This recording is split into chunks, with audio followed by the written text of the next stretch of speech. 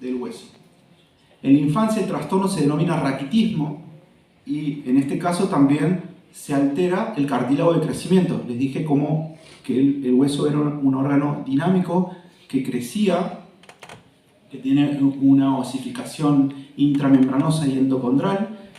El hueso es dinámico porque se modela y porque se remodela. ¿Qué es mineralizar un hueso? Mineralizar quiere decir que se depositen los cristales de hidroxiapatita, que es calcio, fósforo y magnesio, entre las fibras de colágeno para volverlo resistente, para mineralizar esa matriz. Si esa estructura no está mineralizada, se denomina osteoide. Como podemos ver, la fosfatasa alcalina ósea lo que hace es romper el pirofosfato inorgánico, forma dos moléculas de fósforo que se unen con el calcio y van formando el cristal de hidroxiapatita que se va depositando entre las fibras de colágeno. Pero también hay otro mecanismo. Cuando falla esto tenemos mecanismos compensadores. Por ejemplo, como podemos ver, estas partículas a nivel nanoescala de matriz de mineralización forman o liberan cristales de hidroxiapatita, pero a partir de la esfingomielina, o sea, rompen la esfingomielina para formar fósforo inorgánico que se une al calcio y van formando el cristal de hidroxiapatita que se va depositando. O sea, tenemos una manera directa y otra forma compensadora indirecta, que es mediante estos cristales, mediante estas moléculas a nivel nanoescala.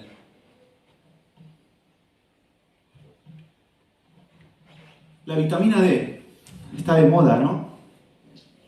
Actualmente la pedimos mucho y también tratamos muchas patologías con vitamina D. Realmente es una verdadera hormona esteroidea. Tiene su efecto a nivel, el principal efecto de la vitamina D, el principal mecanismo de acción es absorber calcio y fósforo en el tubo digestivo. Lo primero que hace, mecanismo de acción a nivel renal, la vitamina D se tiene que activar en las células del túbulo proximal, se tiene que hidroxilar en el carbono 1 mediante la alfa-1 hidroxilasa, formando 1,25-dihidroxivitamina D, o sea, esa vitamina D activa en el riñón.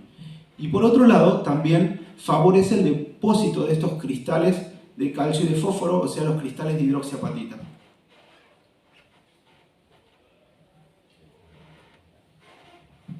El calcio ingresa por la membrana apical, estimulada por la vitamina D activa, a través de este canal que se llama TRPV5 y B6, luego se une a la calvindina y luego también mediante el estímulo de 1,25 es extruido de la célula intestinal mediante el cotransportador sodio-calcio y calcio-ATPase. Tanto a nivel luminal como a nivel intracelular podemos ver que actúa la 1,25-dihidroxivitamina D. Por eso dije que es el rol más importante la absorción de calcio y de fósforo. ¿Cómo se sintetiza vitamina D? La vitamina D se sintetiza a partir de un precursor que se denomina 7-dihidrocolesterol. Es un derivado del colesterol que se encuentra en las células de la piel.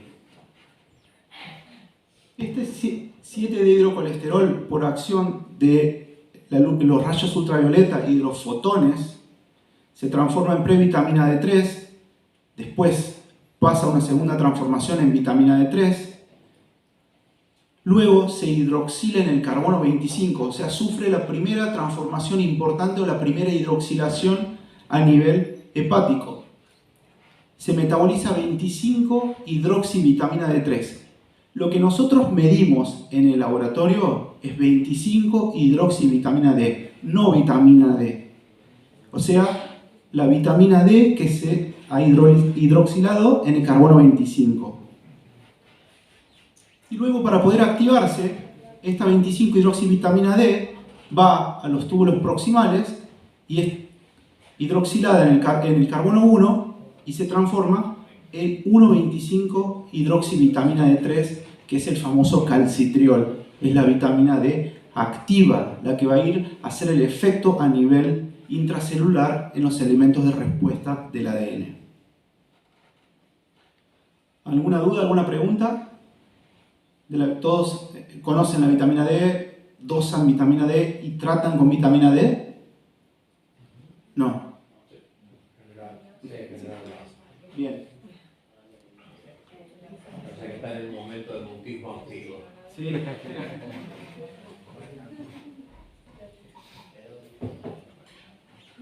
En adultos y niños que dependan del sol para la producción de vitamina D, se recomienda una exposición solar entre 5 y 15 minutos desde las 10 de la mañana a las 3 p.m., principalmente en los meses de primavera, otoño y verano, manos, caras, brazos o en brazos y piernas.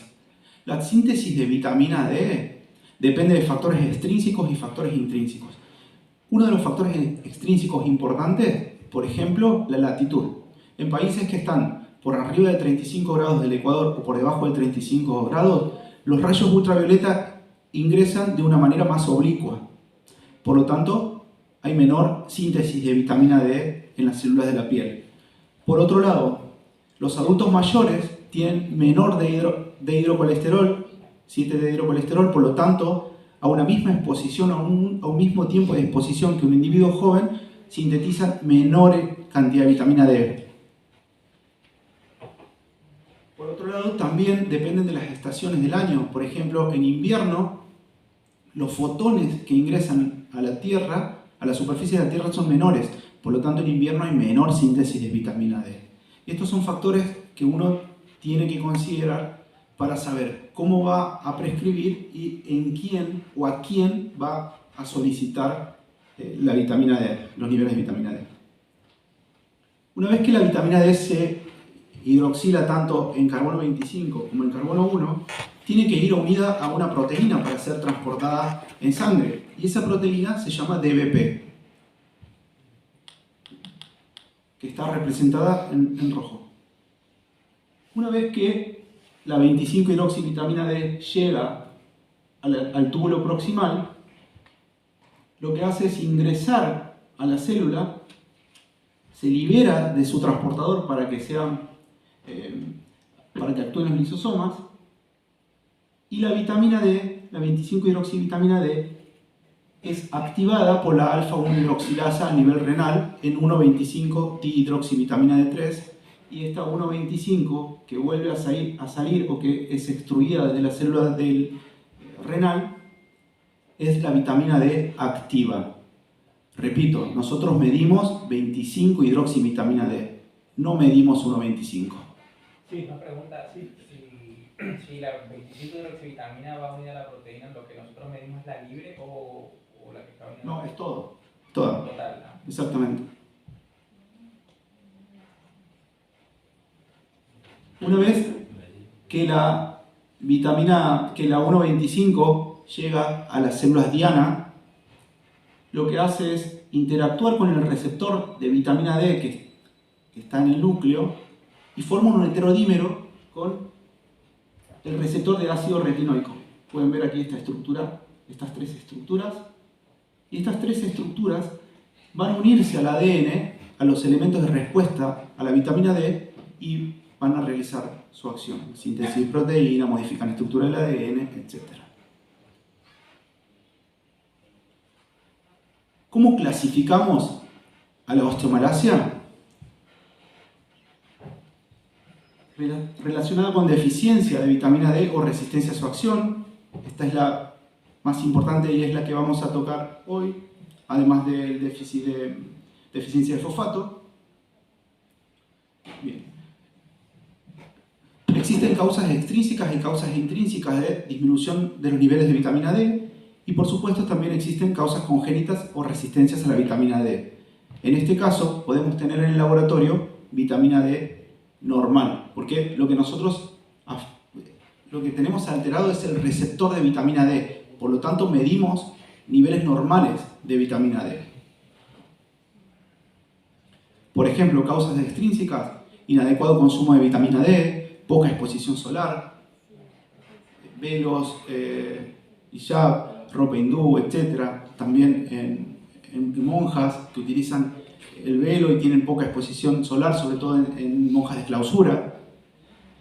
Uso de pantallas solares en exceso, piel oscura. Cuando hay un incremento, las células que contienen mayor cantidad de melanina son las que menos cantidad de 7 de hidrocolesterol tienen. Por lo tanto, es más difícil para esas células producir vitamina D. Mala absorción de la vitamina D, puede ser restricción gástrica intestinal, derivación yeyuno-ileal, enfermedad celíaca, enfermedad de Crohn, etc. Déficit de 25-hidroxilación hepática, cualquier trastorno a nivel hepático que afecte la hidroxilación en el carbono 25 puede disminuir la concentración. Deficiencia de 1-alfa-hidroxilasa, pérdida renal de 25-hidroxivitamina D y anomalías en el receptor. ¿Por qué medimos 25-hidroxivitamina D y no 1,25 que es el metabolito activo? Primero, la vida media. La vida media del calcitrol es solamente 4 horas. La concentración es 1000 veces inferior a la 25-hidroxivitamina D. La 25-hidroxivitamina D dura 2 semanas a 3 semanas. Es la vida media y es el precursor. O sea, nos está marcando el pool. Por eso cuando nosotros pidamos vitamina D, lo ideal es pedir 25-hidroxivitamina D. Y siempre se mide 25-hidroxivitamina D2 y 25-hidroxivitamina D3, o sea, las dos juntas. D2 es la vitamina D que se denomina ergocalciferol, que proviene de los vegetales, y lo que nosotros sintetizamos es la colecalciferol, que es la vitamina D3.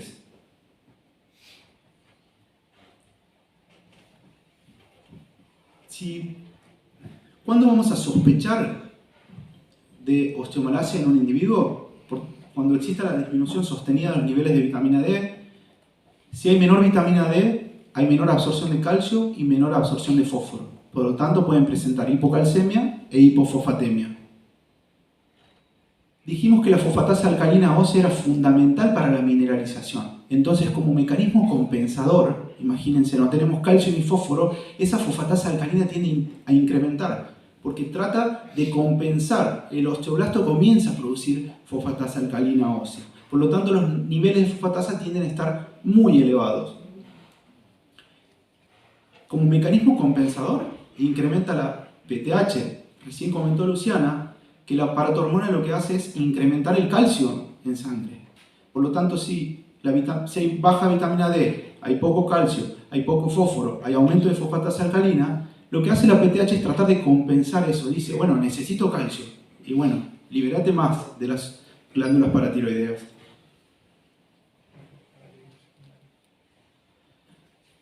Y en la clínica, somos internistas, así que, ¿qué vamos a observar en un paciente que tiene osteomalacia?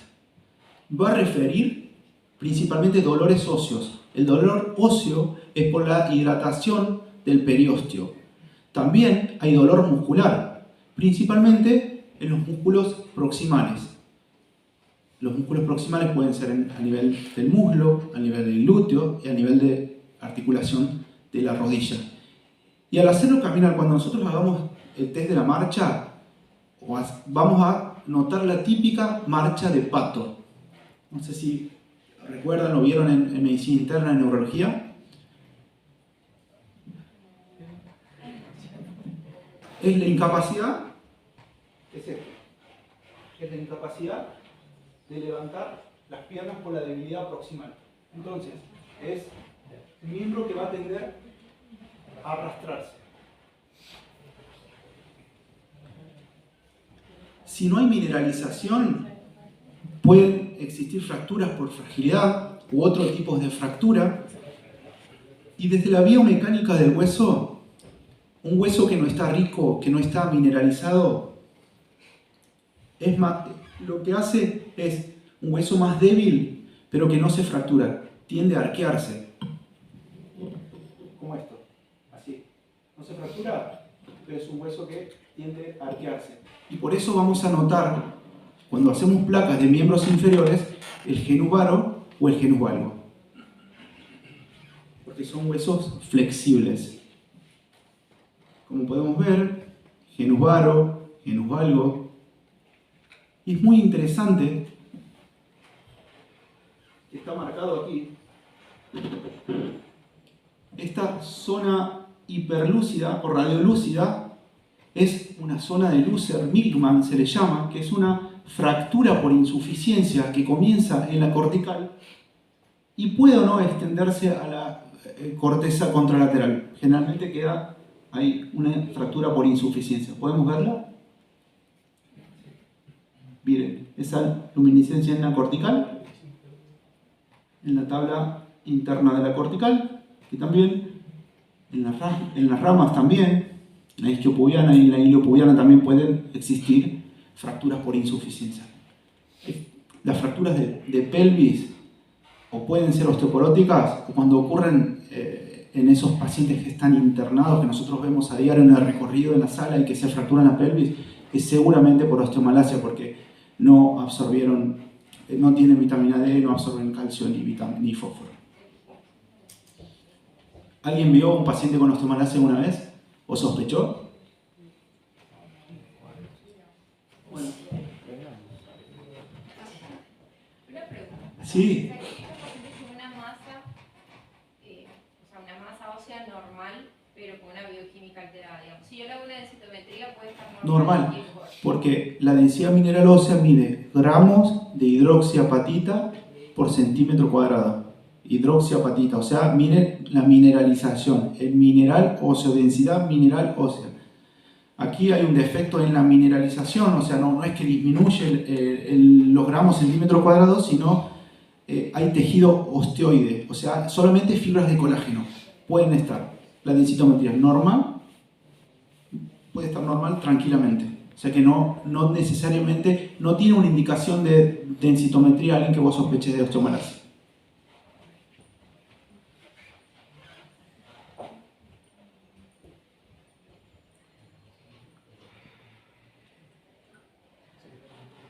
El gol estándar, además, por supuesto, nosotros somos clínicos, nos va a hacer sospechar la clínica siempre es soberana en este tipo de patología, pero la osteomalacia solo puede diagnosticarse, o sea, el gol estándar, que es la biopsia de hueso de cresta transilíaco con una doble marcado de tetraciclina. Lo que uno ve es el frente de mineralización, cuenta los días hasta que se mineraliza el tejido óseo. No hace falta hacer una biopsia salvo en circunstancias extraordinarias. Antes se hacía en las osteomalacias por insuficiencia renal crónica. Sí, el centellograma. ¿Alguien vio un centellograma alguna vez? ¿Alguien pidió un centellograma? Bien. El centellograma es mucho más sensible que la radiografía porque necesitamos un ojo entrenado para ver esas zonas de pseudofracturas o las zonas de Lusser-Milkman en la corteza. Entonces sí, el centellograma genera una hipercaptación en los focos de fractura o de pseudofracturas. Por lo tanto, si uno hace un centellograma, ve esa hipercaptación, puede ser a nivel costal, por ejemplo, puede ser en pelvis, puede ser en fémur.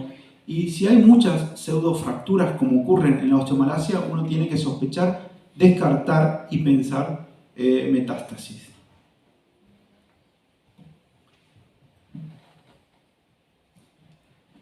Hay otras causas más raras, que son causas congénitas de osteomalacia o de deficiencia de vitamina D. Por ejemplo, el raquitismo tipo 1A. Como podemos ver a nivel renal, en la parte inferior, dijimos que la vitamina D se tiene que activar en el riñón, en el túbulo proximal, por la 1-alfa hidroxilasa. Por lo tanto, si no hay activación, no tenemos absorción de calcio y fósforo. Raquitismo de tipo 1B, dijimos que previo a esta activación tenemos que hidroxilar en el carbono 25 a 25 hidroxivitamina D, o sea, podemos tener un compromiso renal, podemos tener un compromiso hepático que genera un raquitismo raquitismo B dependiente, o podemos tener también un aumento de la inactivación, que es un aumento de esta enzima que se llama 24-hidroxilasa, que inactiva la vitamina D. Y mucho más raro es raquitismo, que son causas genéticas de tipo 2. donde nosotros tenemos valores normales de vitamina D, normales, niveles elevados de 1,25 hidroxivitamina D, pero tenemos el calcio y el fósforo muy por debajo del límite de normalidad. Eso es porque la vitamina D es normal y falla el receptor de vitamina D. Hay una mutación en ese receptor, por lo tanto no deja que la vitamina D ingrese a la célula y se una a los elementos de respuesta de vitamina D. Por lo tanto, en los anteriores podemos dar vitamina D, pero en el raquitismo, que es por un defecto en la alfa-1 hidroxilasa, no vamos a dar vitamina D, ni 25 hidroxivitamina D, ni tampoco calcitriol. Bien, hasta aquí alguna pregunta.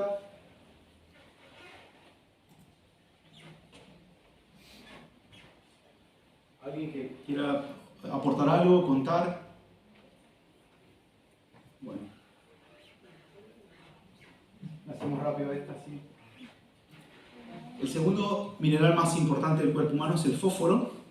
El fósforo se concentra aproximadamente el 86% en estructuras óseas y en dientes, 14% intracelular, y lo que nosotros medimos es simplemente el 0,03% del fósforo, que es el fósforo inorgánico que se encuentra en el líquido extracelular. La dieta nuestra, la dieta occidental, es rica en fósforo, porque la mayoría de los alimentos utilizan el fósforo como conservante. Por lo tanto, es muy difícil que tengamos deficiencia de fósforo porque disminuya la absorción, la administración o la absorción. Una dieta habitual equivale aproximadamente a 1200 miligramos o a 1 gramo de fósforo por día, del cual el 70% es absorbido a nivel intestinal gracias a la vitamina D, nuevamente, por el cotransportador NAPI2B, que es un cotransportador de fósforo-sodio de tipo 2B. Una vez que el fósforo se absorbe gracias a la vitamina D en el tubo digestivo, pasa directamente a circulación y de esa cantidad de fósforo, de ese 70% de fósforo que se absorbió, solamente el 1% se encuentra en el líquido extracelular y es el fósforo que va a hacer su efecto en las estructuras y en los tejidos diana, que equivalen a 2,3 a 4 miligramos de decilitro. ¿Qué es lo que nosotros medimos? Esta es la concentración de fósforo en plasma, 3,4 a 4 miligramos de decilitro, y el resto de estos 600 miligramos se va a concentrar en el espacio intracelular y va a distribuirse en el resto de los tejidos. Miren esto, de este 2,3 a 4 miligramos de decilitro es el fósforo que está disponible para hacer su efecto y es el fósforo que se va a filtrar en los riñones. Sabemos que, ¿cuánto es la filtración diaria? ¿Cuánto es la tasa de filtrado glomerular normal?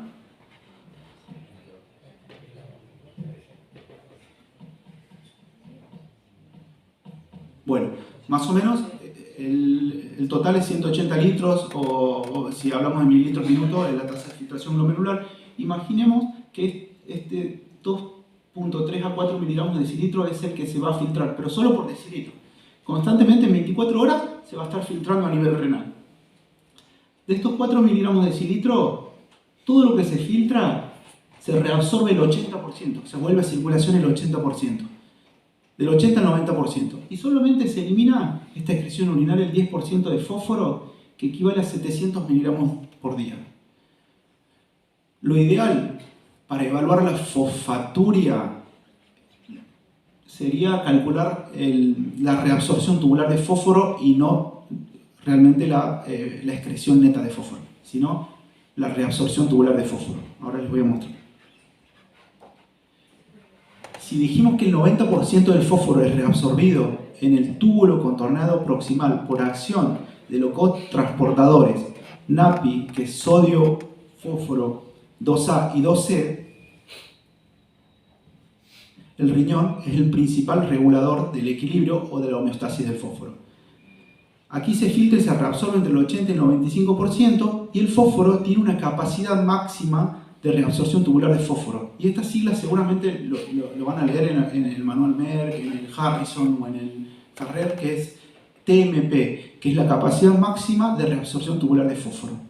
Cuando somos más pequeños, estamos formando estructuras, por lo tanto necesitamos una mayor absorción de fósforo, necesitamos un mayor TMP de fósforo.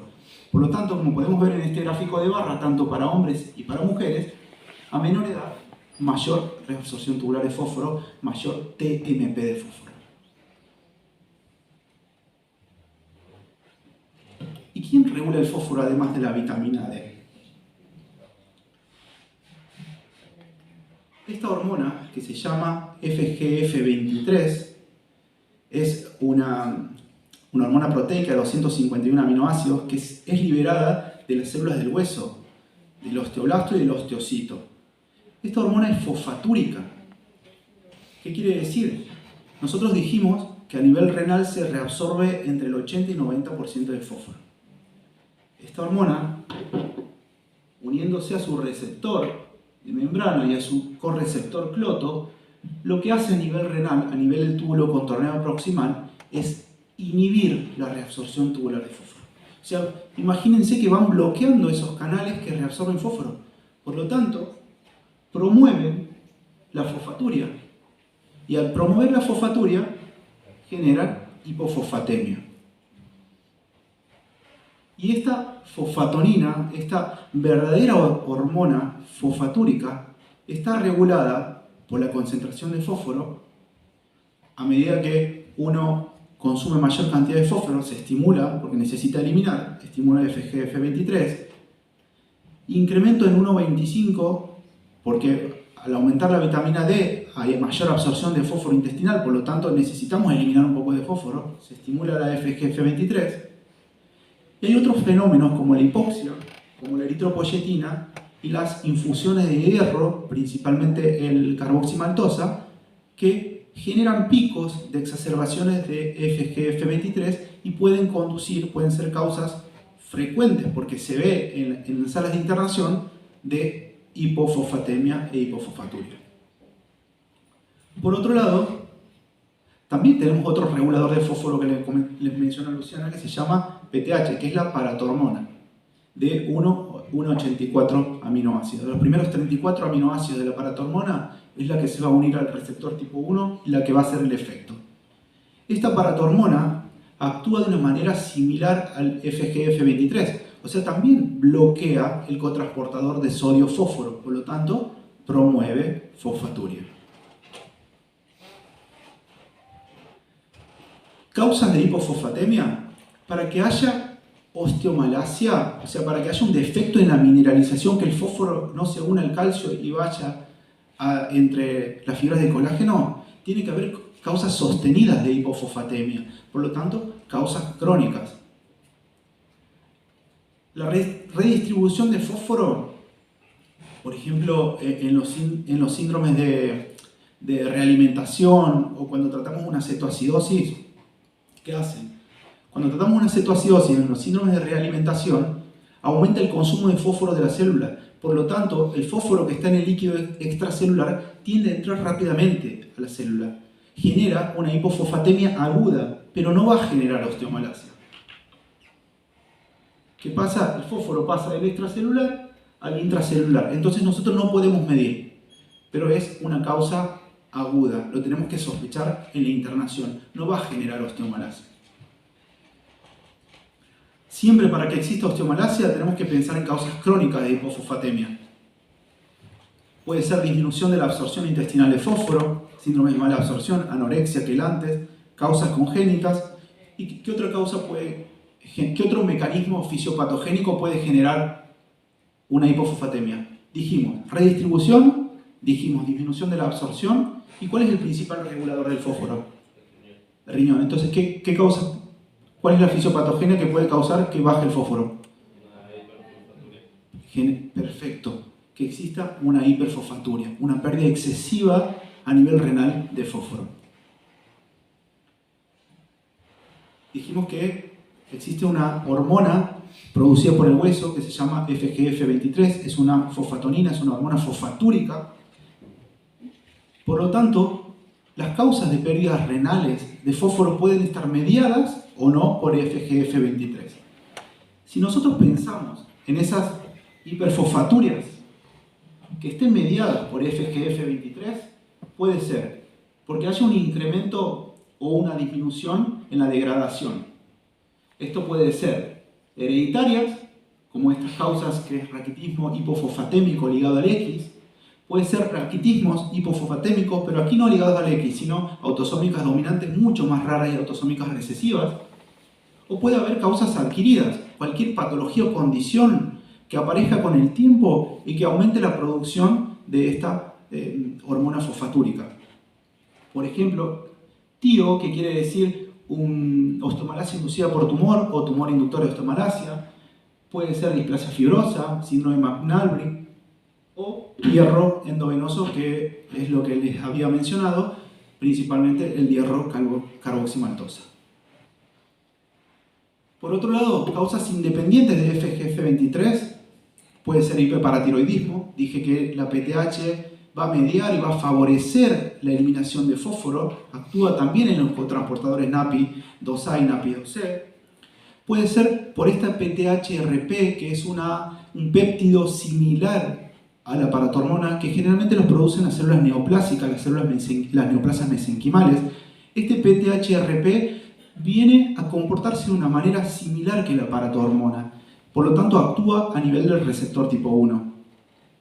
Puede haber una falla tubular renal, dijimos que se reabsorbe el fósforo a nivel proximal, por lo tanto un síndrome de Fanconi congénito, o puede ser un síndrome de Fanconi adquirido, puede ser que tengamos pacientes tratados por HIV con ciertos antirretrovirales que puedan generar Fanconi, por ejemplo el viejo tenofovir, o puede haber causas congénitas, pueden también existir hipergamaglobulinemias que generen esta destrucción tubular renal, entre otras.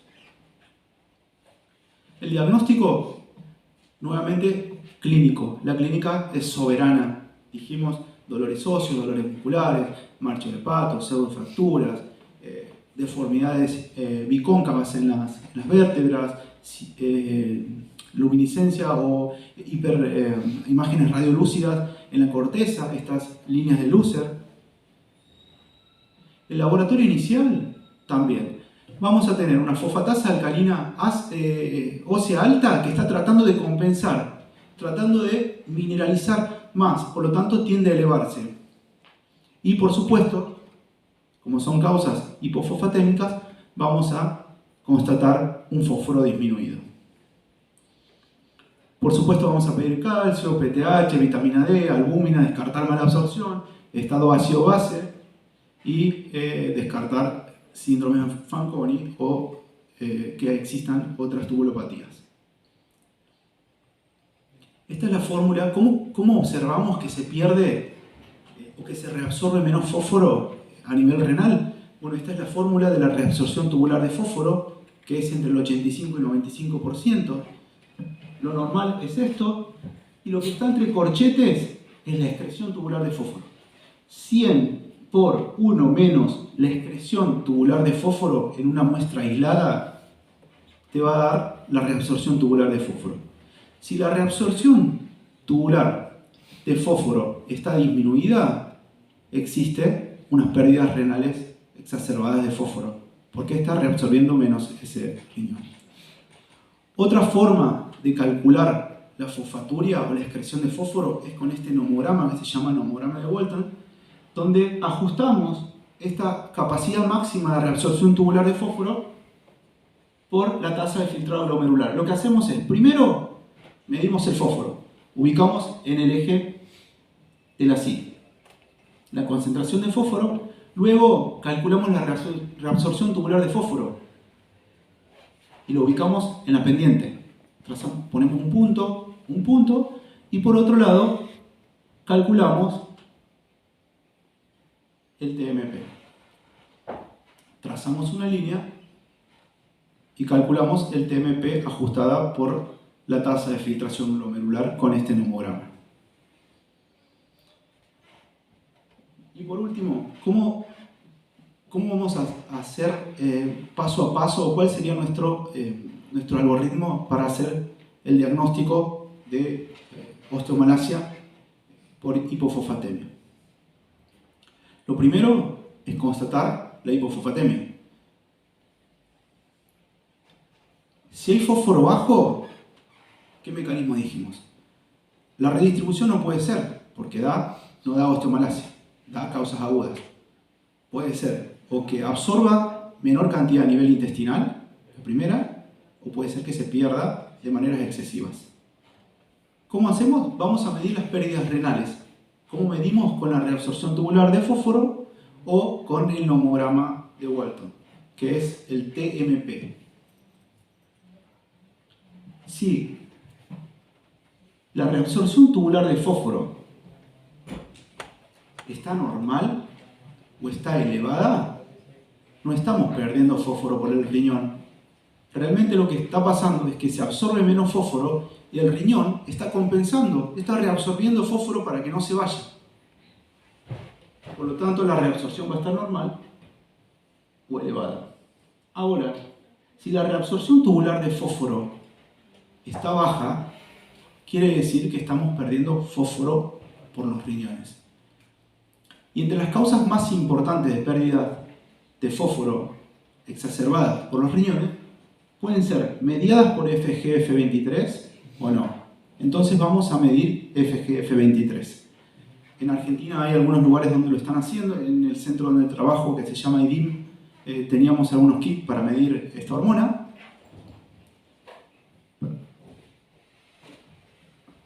Bueno, eso es todo.